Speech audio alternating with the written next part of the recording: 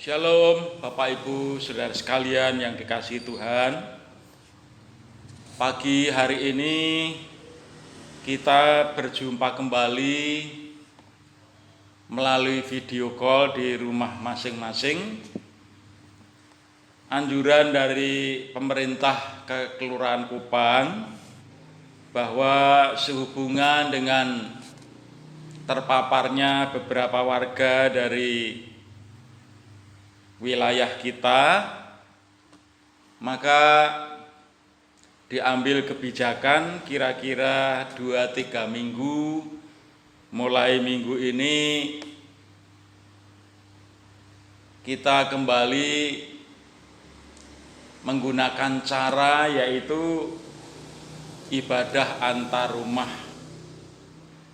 Bapak Ibu Saudara sekalian yang dikasihi oleh Tuhan, pada pagi hari ini kita mengucap syukur kepada Tuhan atas keberadaan kita masing-masing, keluarga demi keluarga, pribadi lepas pribadi, karena pemeliharaan daripada Tuhan.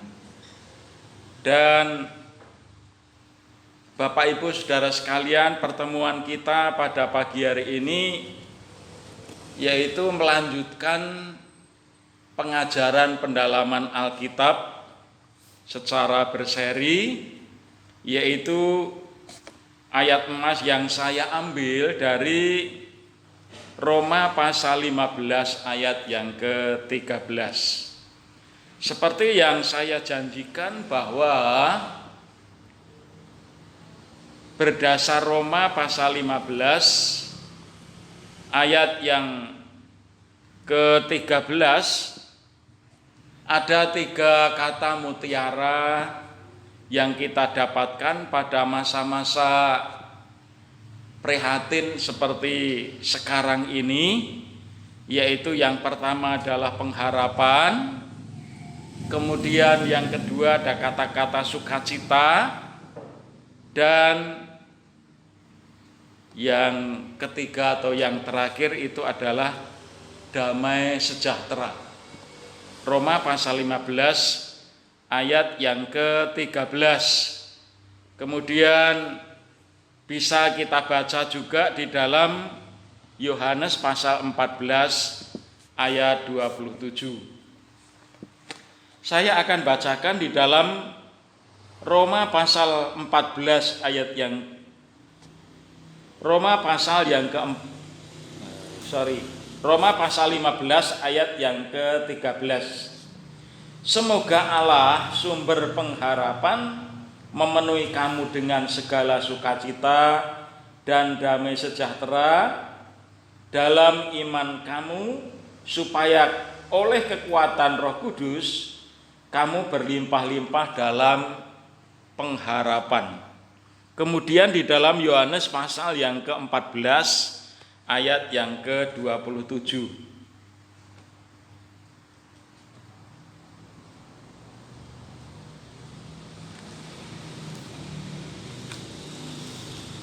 Yohanes pasal yang ke-14 ayatnya yang ke-27. Damai sejahtera kutinggalkan bagimu, damai sejahteraku kuberikan kepadamu, dan apa yang kuberikan tidak seperti yang diberikan oleh dunia ini kepadamu. Jangan gelisah dan gentar hatimu. 2 bagian ayat dari kebenaran firman Tuhan yang kita boleh baca dan renungkan pada pagi hari ini paling tidak memberikan kepada kita kekuatan di tengah-tengah pandemi yang belum mendapatkan penyelesaian daripada upaya pemerintah dan bidang kesehatan demi kesejahteraan kita bersama. Damai sejahtera dari anak-anak Allah didasari oleh 3 hal. Damai sejahtera bagi kita umat tebusan daripada Tuhan itu didasari sedikitnya ada 3 hal. Yang pertama, melalui pendamaian oleh darah salib Kristus. Jadi alasan yang pertama, Allah Bapa memberikan kepada saudara dan saya damai sejahtera di dalam kehidupan kita masing-masing. Itu kita dapatkan karena korban Kristus di atas kayu salib. Saya akan bacakan ayatnya di dalam Efesus pasal yang kedua.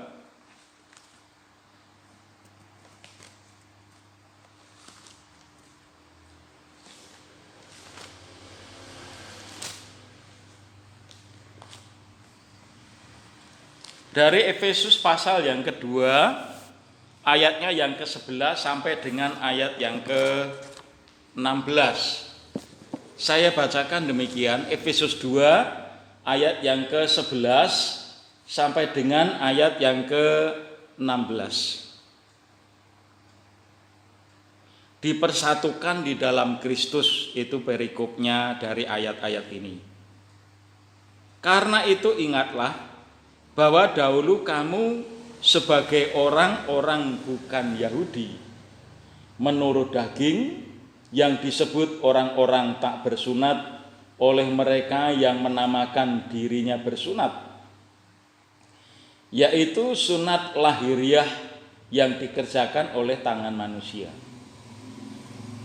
Bahwa waktu itu kamu tanpa Kristus tidak termasuk kewargaan Israel dan tidak mendapat bagian dalam ketentuan-ketentuan yang dijanjikan, tanpa pengharapan dan tanpa Allah di dalam dunia ini.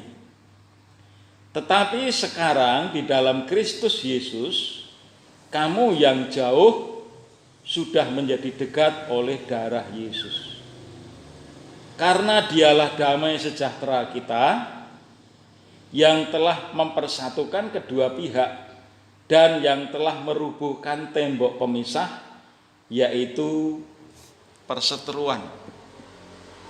Dalam suratnya yang disampaikan kepada jemaat yang ada di kota Efesus, yang pada dasarnya umumnya warga yang ada di kota itu adalah golongan dari bangsa-bangsa di luar Yahudi, bangsa yang sebetulnya menurut ketentuan di dalam Alkitab, menurut perjanjian yang diberikan oleh Tuhan kepada nenek moyang bangsa Yahudi, yaitu Abraham. Nah, kepada anak cucu Abraham ini Allah mensahkan perjanjian itu dengan disertai tanda sunat. Walaupun pada akhirnya tentang sunat ini terus diklaim oleh bangsa Yahudi karena tidak termasuk warga atau bangsa yang bersunat, mereka itu dianggap umat Tuhan di luar perjanjian. Lah, menurut apa yang dituliskan oleh Rasul Paulus sehubungan dengan kematian Kristus di atas kayu salib, itu menjadi jalan masuk oleh karunia iman kepada Allah di dalam nama Tuhan Yesus Kristus. Terus kemudian pengertian sunat yang dimaksudkan oleh Rasul Paulus yaitu bukan sunat daging, tetapi sunat roh. Sunat daging pada mulanya hanya berlaku bagi umat perjanjian, seperti yang saya sebutkan tadi, yaitu keturunan Abraham secara lahiriah. Tetapi ketika pintu anugerah dibuka yang memungkinkan keselamatan bagi segala bangsa itu dapat diterima, maka sunat yang diartikan menurut Rasul Paulus yaitu sunat karena roh, sunat di dalam roh, dan itu keadaan batin kita yang pada dasarnya menjurus kepada pengertian tentang pertobatan. Seperti sunat menanggalkan bagian daripada kulit yang dipotong, maka di dalam kerja kuasa Allah di dalam Kristus, sunat roh yang dimaksud adalah penanggalan keinginan hawa nafsu daging. Itu makna daripada sunat yang sebenarnya. Di dalam Kolose pasal yang pertama ayat yang ke-20. Coba kita lihat. Kolose pasal yang pertama ayat yang ke-20.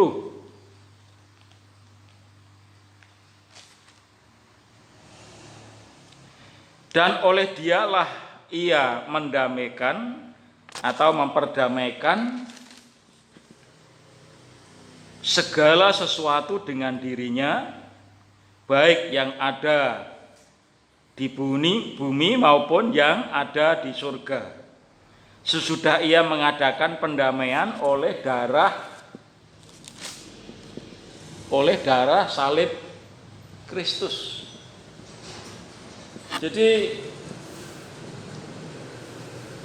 nubuatan mengenai penggenapan perjanjian yang diberlakukan atau diberikan kepada umat Allah yang pada mulanya ketika mereka menerima perjanjian itu ditandai dengan penumpahan darah di dalam sunat itu, maka di dalam penggenapannya di dalam perjanjian baru itu digenapi oleh Kristus dengan mencurahkan darah di atas kayu salib. Makanya kalau di dalam perjanjian lama itu perjanjian mengenai sunat ini hanya diberlakukan bagi bangsa Yahudi, itu adalah menggambarkan mewakili umat perjanjian. Dan di dalam perjanjian baru, ketika rahmat dan anugerah itu digenapi, maka keselamatan itu tidak terbatas hanya satu rumpun bangsa. Seperti bangsa Israel yang notabene adalah keturunan daripada Abraham. Tetapi ketika Kristus datang, dia membuka jalan yang baru supaya keselamatan itu sampai ke segala bangsa, sampai ke ujung bumi. Itu yang pertama. Jadi melalui pendamaian oleh darah salib Kristus, kita mendapatkan damai sejahtera. Terus yang kedua, damai sejahtera ini membawa pesan. Artinya bagi kita orang-orang yang percaya kepada Tuhan Yesus, setelah didamaikan oleh Allah melalui korban Kristus di atas kayu salib, maka kita harus membawa pesan pendamaian itu kepada dunia yang secara luas disebutkan sebagai pemberitaan Injil, pemberitaan rahmat, pemberitaan kemurahan daripada Allah bagi semua orang yang menerima, mereka diselamatkan. Membawa pesan atau misi perdamaian bagi semua orang. Kita baca dalam Matius pasal 5 ayat yang ke-9.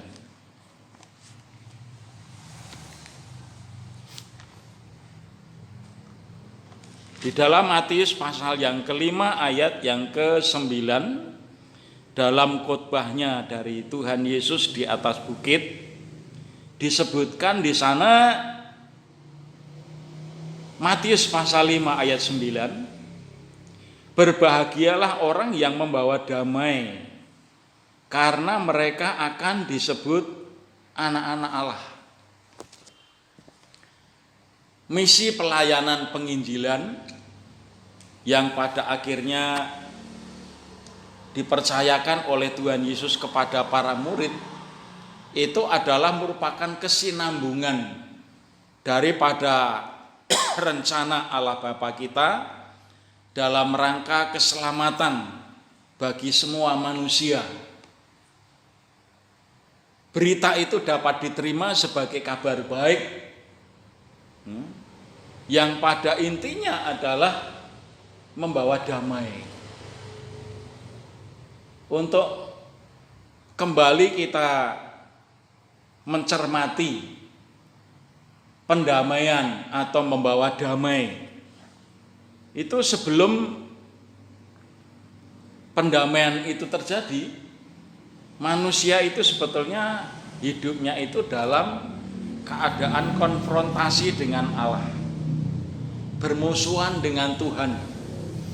Itu yang disebut dosa, yang diwariskan oleh Adam dan Hawa sampai keturunannya, daripada zaman Adam sampai Kristus. Adam membawa dosa masuk ke dalam dunia ini, tetapi Kristus membawa keselamatan dengan cara yaitu memperdamaikan Allah dengan manusia dengan perantaraan tubuhnya mati di atas kayu salib. Nah, dari sinilah kita dapat temukan manusia mendapatkan damai, mendapatkan pendamaian oleh karya keselamatan yang dikerjakan oleh Tuhan Yesus di atas kayu salib. Ibrani pasal yang ke-12 ayat yang ke-14.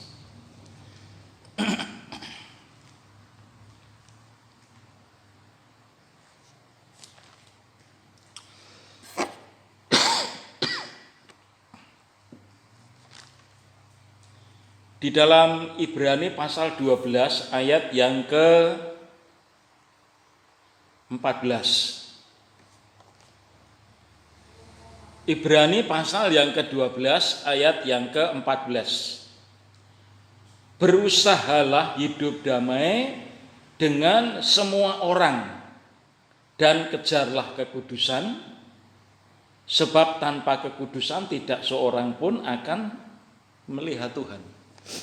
Ada sedikit perbedaan antara Matius pasal yang ke-5 ayat yang ke-9, berbahagialah orang yang membawa damai, memberitakan damai, karena mereka akan disebut anak-anak Allah. Tetapi di dalam Roma pasal yang ke-12 ayat 14, berusahalah hidup damai. Damai yang diusahakan daripada kehidupan orang-orang percaya, itu pun sebetulnya sumbernya berasal dari kuasa Roh Kudus. Firman Tuhan mengatakan bahwa kerajaan Allah bukan soal makan atau minum, makan dan minum, tapi berasal dari kebenaran. Kerajaan Allah berasal dari kebenaran, damai sejahtera di dalam Kristus Yesus. Anak Tuhan bisa membawa misi perdamaian, mengusahakan damai ke tempat di mana mereka ditempatkan oleh Tuhan. Itu sebetulnya karena mereka di dalam hidupnya itu sudah dikerjakan oleh Allah sendiri, terutama di dalam karya keselamatan itu mereka didamaikan hatinya dulu karena keselamatan.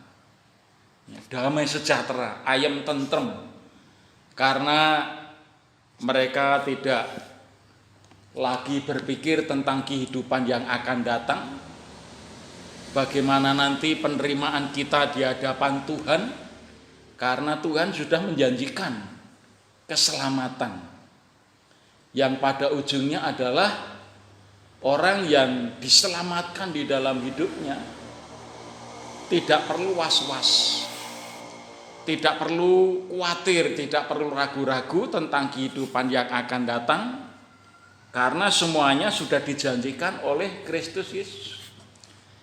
Oleh Kristus Yesus di dalam karya penebusannya di atas kayu salib. Jadi kembali kepada Roma pasal yang Ibrani pasal yang ke-12 ayat yang ke-14, berusahalah hidup damai dengan semua orang. Misi pendamaian yang dikerjakan oleh Allah kita itu di dalam Kristus Yesus, Bapak Ibu Saudara sekalian,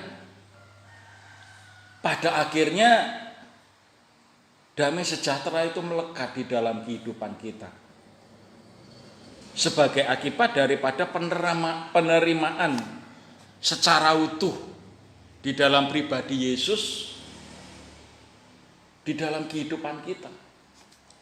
Ketika Tuhan Yesus datang ke bumi ini, berita yang disampaikan oleh Yohanes Pembaptis maupun Tuhan Yesus dengan para muridnya, bertobatlah kamu karena kerajaan Allah sudah dekat. Jadi jarak antara bumi, antara dunia yang didiami oleh orang-orang yang terbuang oleh karena dosa, dengan kedatangan Yesus Kristus datang ke dalam dunia ini yang membawa misi, membawa kerajaan Allah kepada umat yang percaya, yang berisi kerajaan Allah yang terdiri kebenaran, damai sejahtera, dan sukacita oleh Roh Kudus. Itu sudah menjadi bagian daripada kita orang-orang yang percaya, yang menerima penebusan daripada Tuhan Yesus Kristus. Yang ketiga, akibat karena saudara dan saya bisa menerima pendamaian yang dikerjakan oleh Allah di dalam nama Tuhan Yesus Kristus itu, maka kita bisa membagikan kepada orang lain dengan cara mengasihi sesama seperti mengasihi diri sendiri. Tuhan Yesus pernah ditanya oleh orang-orang Farisi, ahli-ahli Taurat, mengenai hukum yang terutama di dalam Alkitab. Tuhan Yesus menjawab, sekalipun mereka itu bertanya dengan tidak tulus, karena sebetulnya mereka sudah memahami, mengetahui tentang hukum itu. Tetapi mereka menanyakan mengenai hukum kasih ini menurut ajaran yang disampaikan oleh Tuhan Yesus. Hukum Allah kalau diringkas itu menjadi dua bagian. Hukum yang pertama itu sifatnya vertikal, yang ditujukan ke atas, dan hukum yang kedua itu adalah horizontal. Hukum yang pertama itu adalah kasihilah Tuhan Allahmu dengan segenap akal budimu, dengan segenap kekuatanmu, dengan segenap akal budimu. Itu hukum yang pertama dan yang terutama. Dan hukum yang kedua yang sama dengan itu dalam hal hubungan horizontal, mendasar. Ini berbicara mengenai hukum yang berkaitan dalam hubungannya dengan sesama sebagai umat manusia. Matius pasal yang ke-22 ayat 39.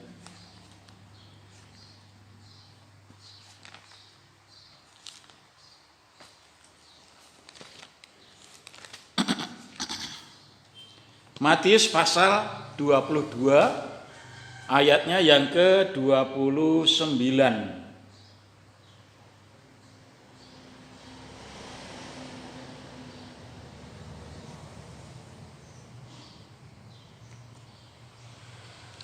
Bukan 29 tapi 39, Saudara.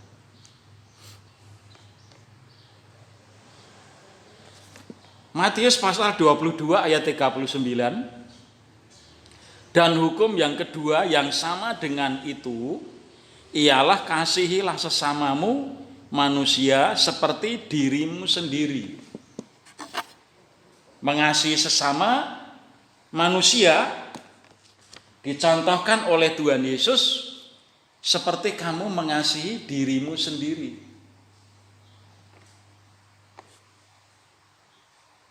Apa yang diajarkan oleh Tuhan Yesus bagi kita orang-orang percaya ternyata tidak banyak orang mengetahui. Bahkan itu yang disebut sebagai ahli Taurat, orang-orang Farisi, membuat perbedaan. Diumpamakan oleh Tuhan Yesus dan itu betul-betul terjadi. Ada seorang yang berjalan dari Yerusalem keluar kota. Di tengah perjalanan, orang ini dirampok habis-habisan oleh penyamun. Maka yang terjadi di situ adalah beberapa kali orang melintasi tempat di mana korban itu terkapar dengan dirampok habis-habisan. Maka dikatakan di sana ahli Taurat, orang Farisi pada lewat dan menghampiri orang itu. Mungkin hanya disertai dengan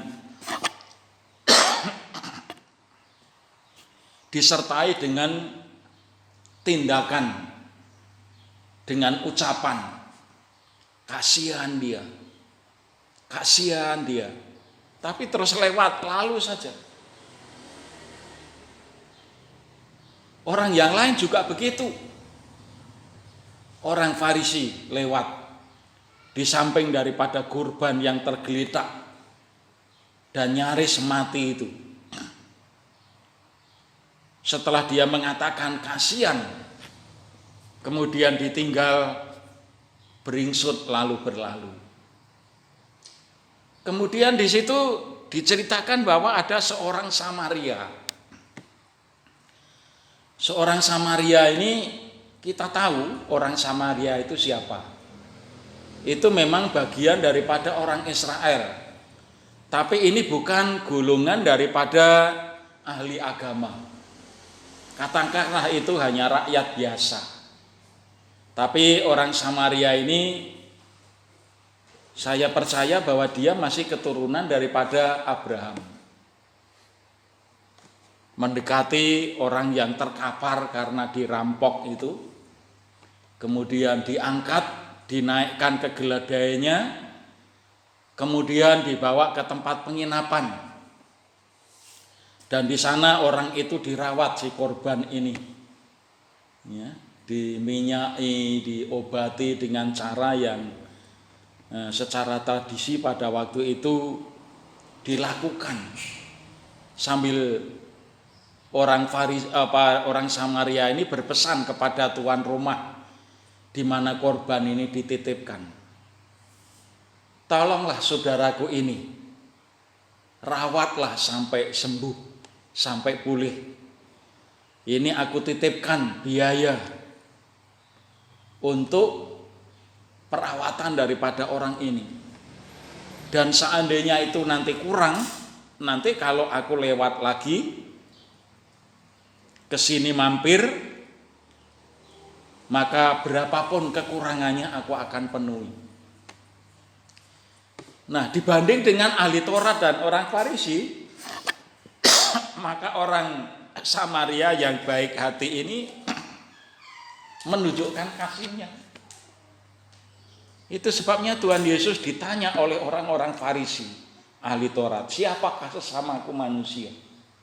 Mereka berpikir kalau itu segolongannya atau sesukunya atau satu rumpunya yang paling dekat, bahwa itu adalah sesamanya.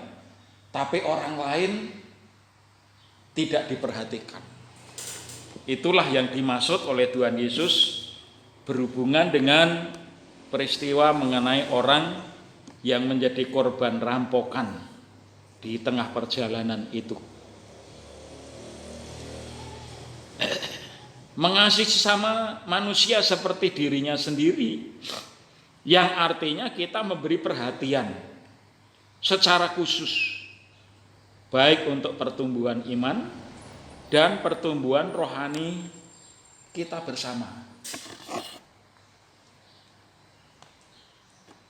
Tak henti-hentinya saya mengingatkan bahwa kita sebagai sesama anggota tubuh Kristus adalah bagian yang tak terpisahkan. Baik antara itu adalah anggota badan, kemudian ada tangan, ada kaki, semuanya itu berkaitan satu sama lain, bersambung satu sama lain. Jadi kalau itu satu tubuh, ya di situ ada kepala, ada anggota badan, anggota tubuh, ada tangan, ada kaki. Menurut dari apa yang disebutkan oleh Rasul Paulus, bahwa itu adalah anggota tubuh yang utuh. Kepada jemaat yang ada di Filipi, karena mereka itu adalah bagian daripada anggota tubuh, coba kita lihat di dalam Filipi pasal 2 ayat 1 sampai 4. Filipi pasal yang kedua ayat 1 sampai dengan ayat yang keempat.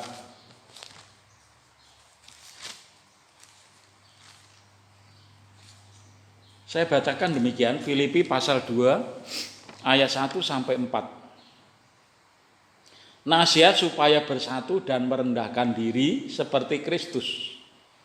Jadi karena dalam Kristus ada nasihat, ada penghiburan kasih, ada persekutuan roh, ada kasih mesra dan belas kasihan. Karena itu sempurnakanlah sukacitaku dengan ini. Hendaklah kamu sehati sepikir, dalam satu kasih, satu jiwa, satu tujuan. Dengan tidak mencari kepentingan sendiri atau puji-pujian yang sia-sia.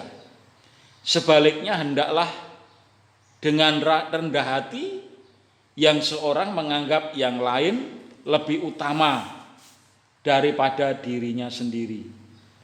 Dan janganlah tiap-tiap orang hanya memperhatikan kepentingannya sendiri, tetapi kepentingan orang lain juga. Rasul Paulus menekankan tentang kasih dan mengasihi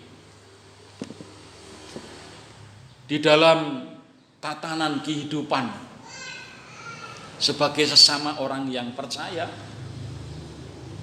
Hendaklah kamu mengusahakan kepentingan orang lain lebih utama dari kepentingannya sendiri. Sekalipun ini adalah berat untuk dilakukan dan jarang untuk bisa dilaksanakan. Tapi sebagai orang yang percaya kepada Tuhan, terlebih bagi saudara dan saya yang umumnya keturunan suku Jawa, budaya unggah-ungguh itu diterapkan di dalam gereja.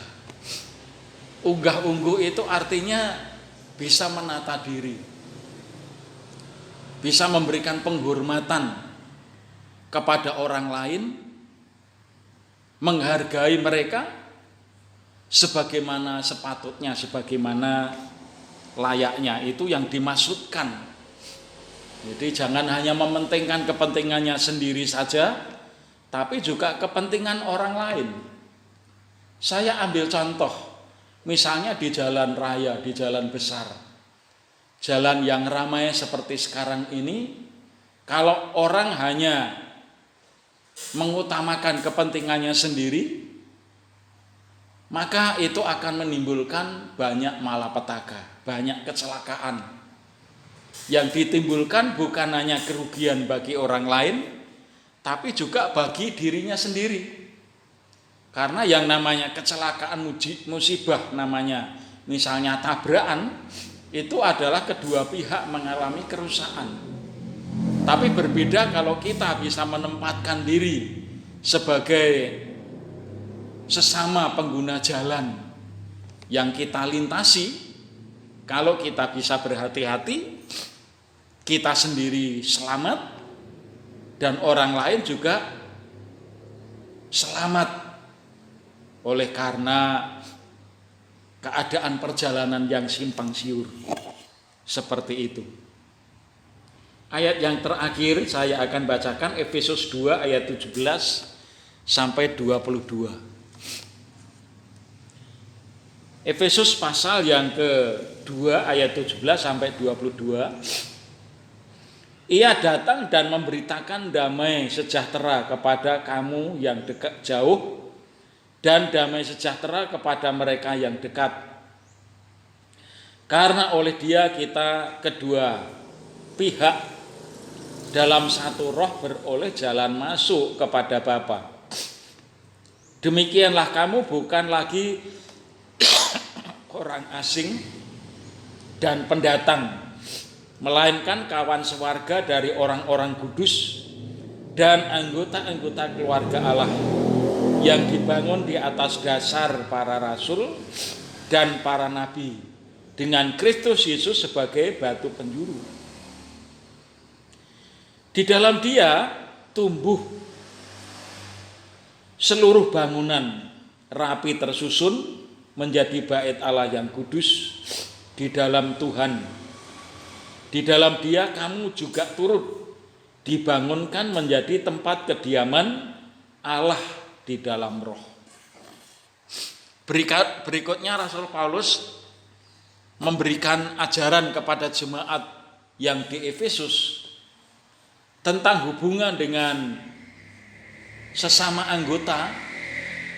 Tadi sudah saya beberkan. Pengertian yang selanjutnya adalah ibaratnya kita ini menjadi sebuah bangunan, ya. Taruhlah itu disebut rumah, ya. Di situ dikatakan bahwa Tuhan Yesus sebagai batu penjuru. Batu penjuru itu adalah batu yang penting sekali bagi bangunan sebuah rumah ketika rumah itu akan dibangun. Baik dasarnya, baik tingginya, baik lebarnya, baik panjangnya, itu ditentukan dengan posisi daripada batu penjuru itu. Jadi ketika orang mau membangun, itu tidak sembarangan meletakkan batu penjuru itu di lapangan, di rumah atau di tanah, di atas tanah yang sedia akan dibangun. Tuhan Yesus menempatkan diri sebagai batu penjuru, dan itu sudah dirancang oleh Allah Bapa dengan bangunan yang megah, bangunan yang luar biasa, karena di situ adalah dihuni oleh penduduk yang ada di bumi yang percaya. Nah, kita bersyukur kepada Tuhan bahwa ternyata mengenai hubungan damai sejahtera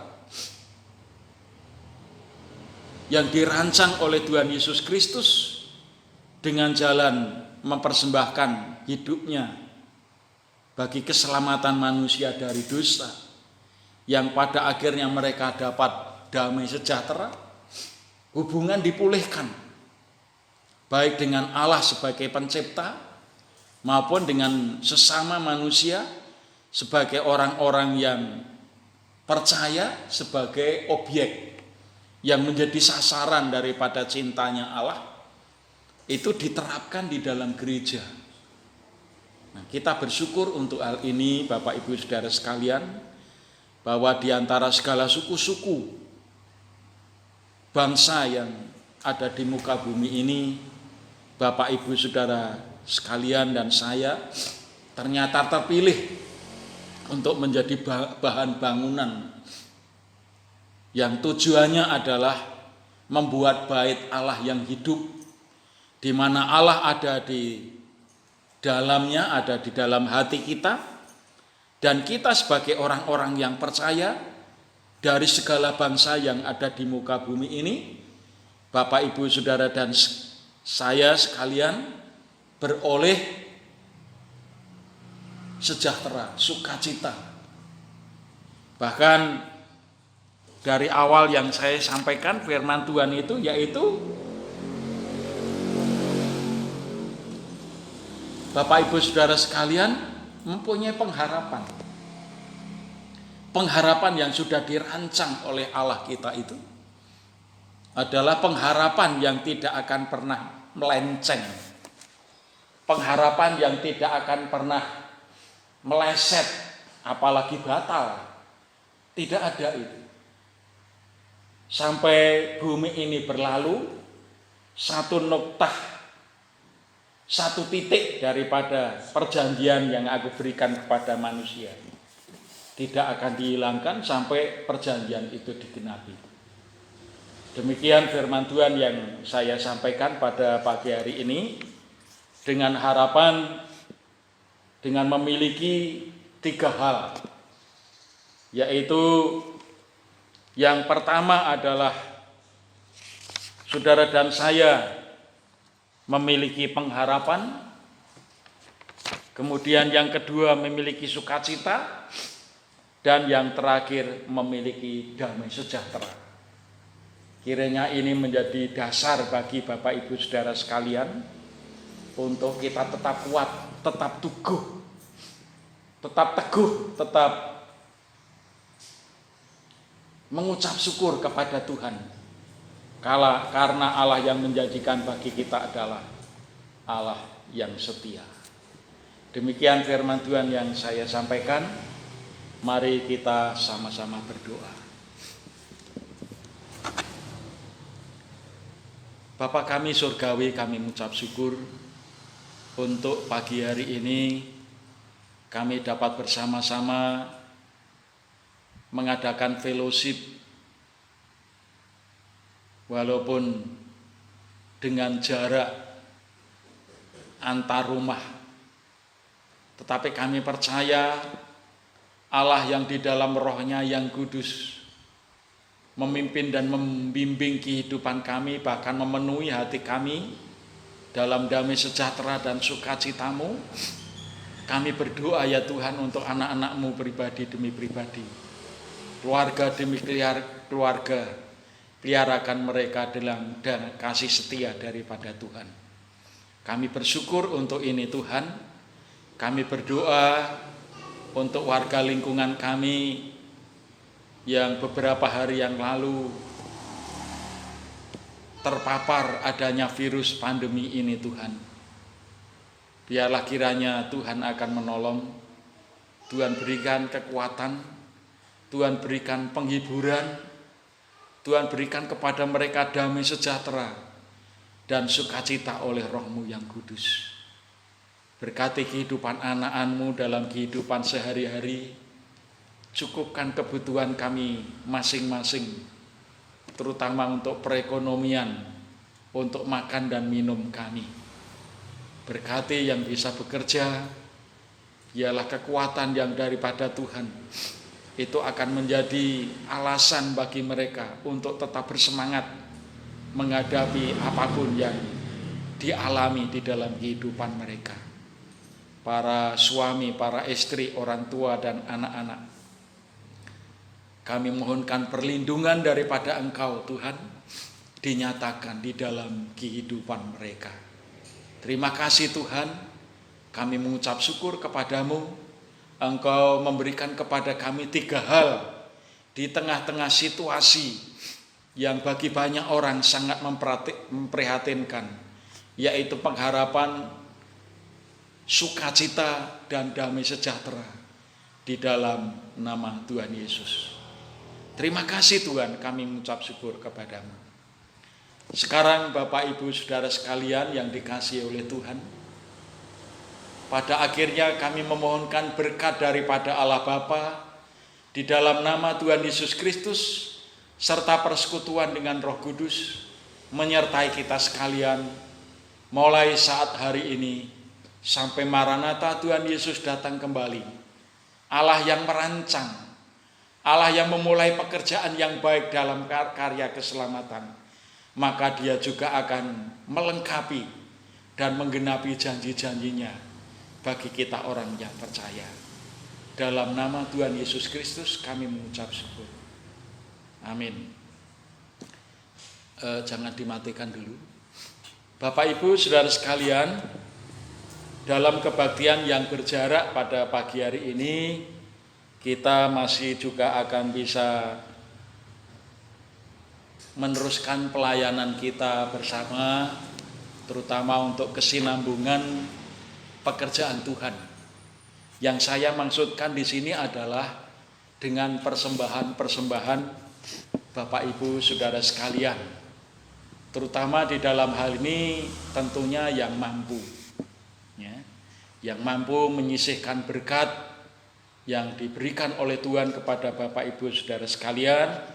Silakan datang ke gereja seperti minggu-minggu atau bulan-bulan yang lalu sebelum pada akhirnya kita mengadakan kebaktian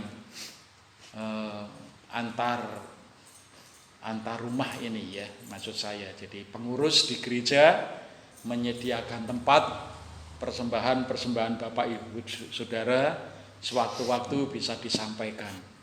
Tuhan memberkati kita sekalian. Haleluya. Amin.